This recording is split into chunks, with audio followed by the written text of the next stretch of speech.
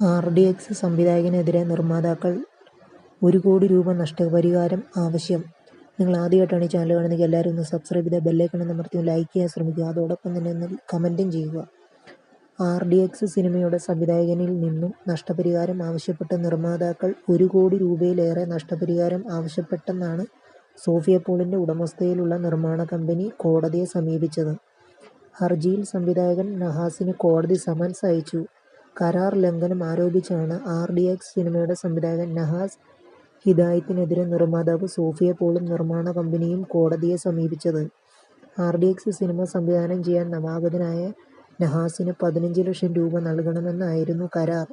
രണ്ടാമത്തെ സിനിമയും ഇതേ നിർമ്മാണ കമ്പനിക്ക് വേണ്ടിയാകണമെന്ന ഉപാധിയും കരാറിലുണ്ടായിരുന്നു. കരാർ പ്രകാരം ₹15 ലക്ഷം നഹാസിന് നൽകി.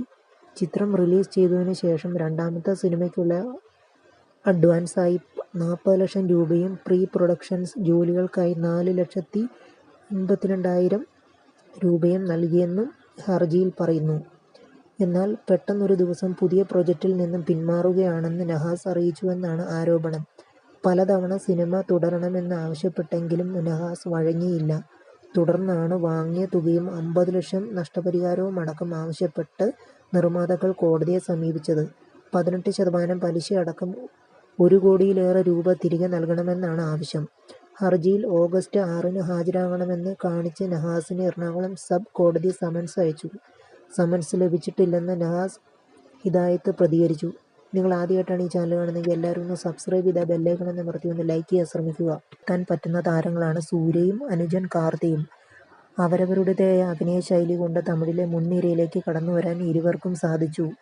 മണിരത്നത്തിന്റെ അസിസ്റ്റന്റായി കരിയർ ആരംഭിച്ച കാർത്തി ആയുത്ത എഴുത്തിൽ ചെറിയൊരു സീനിൽ വന്നുപോകുന്നുണ്ട്. എന്നാൽ പിന്നീട് ഇരുവരും ഒന്നിച്ച സിനിമ വന്നിട്ടില്ല. വിക്രം എന്ന സിനിമയിലൂടെ തമിഴിൽ പുതിയൊരു സിനിമാറ്റിക് യൂണിവേഴ്സ് സൃഷ്ടിച്ച ലോകേഷ് കൈദിയിലെ ദില്ലിയെയും വിക്രത്തിലെ റോളക്സിനെയും ഒന്നിച്ചൊരു സിനിമയിൽ കൊണ്ടുവരാനുള്ള തയ്യാറെടുപ്പിലാണ്. കൈദി 2-വിൽ നായകനായി കാർത്തിയും വില്ലനായി സൂര്യയും ഒരു ഫ്രെയിമിൽ എത്തുന്നത് കാണാൻ കാത്തിരിക്കുകയാണ് സിനിമാലോകം. എന്നാൽ കൈദി 2-വിന് മുൻപ് ഇരുവരും ഒന്നിക്കുമെന്ന റൂമറുകളാണ് ഇപ്പോൾ സോഷ്യൽ മീഡിയയിൽ ഭരിക്കുന്നത്. സൂര്യ നായകനാകുന്ന പുതിയ ചിത്രം കങ്കുവയിൽ കാർത്തിയും ഉണ്ടാകുമെന്നാണ് റൂമറുകൾ. ചിത്രം അവസാനിക്കുന്നത് രണ്ടാം ഭാഗത്തിലേക്ക് കണക്ട് ചെയ്യുന്നതിനോടു കൂടിയാണെന്ന് നിർമ്മാതാവ് ജ്ഞാനവേൽ രാജ കഴിഞ്ഞ ദിവസം പറഞ്ഞിരുന്നു. എൻഡ് ക്രെഡിറ്റ് സീനിൽ കാർത്തിയും ഉണ്ടാകുമെന്നും രണ്ടാം ഭാഗത്തിൽ ശക്തമായ കഥാപാത്രത്തെ കാർത്തി അവതരിപ്പിക്കുമെന്നുമാണ് റൂമറുകൾ. ചിത്രത്തിന്റെ എൻഡ് ക്രെഡിറ്റ് സീനിൽ ഷൂട്ട് കഴിഞ്ഞ ദിവസം ചെന്നൈയിൽ നടന്നിരുന്നു. ഇതോടെയാണ് കങ്കുവയിൽ കാർത്തിയും ഭാഗമാണെന്ന റൂമറുകൾ ശക്തമായത്. കങ്കുവ 2-വിന്റെ സ്ക്രിപ്റ്റ് പൂർത്തിയാണെന്നും അടുത്ത വർഷം ആദ്യം ഷൂട്ട് തുടങ്ങുമെന്നും ജ്ഞാനവേൽ രാജ അറിയിച്ചിരുന്നു. 2 വർഷത്തിന് ശേഷം തിയേറ്ററിൽ റിലീസാവുന്ന സൂര്യയുടെ ചിത്രമെന്ന പ്രത്യേകതയും കങ്കുവയ്ക്കുണ്ട്. അണ്ണാത്തയ്ക്ക് ശേഷം ശിവ സംവിധാനം ചെയ്യുന്ന ചിത്രത്തിൽ 2 വ്യത്യസ്ത ഗെറ്റപ്പിലാണ് സൂര്യ എത്തുന്നത്.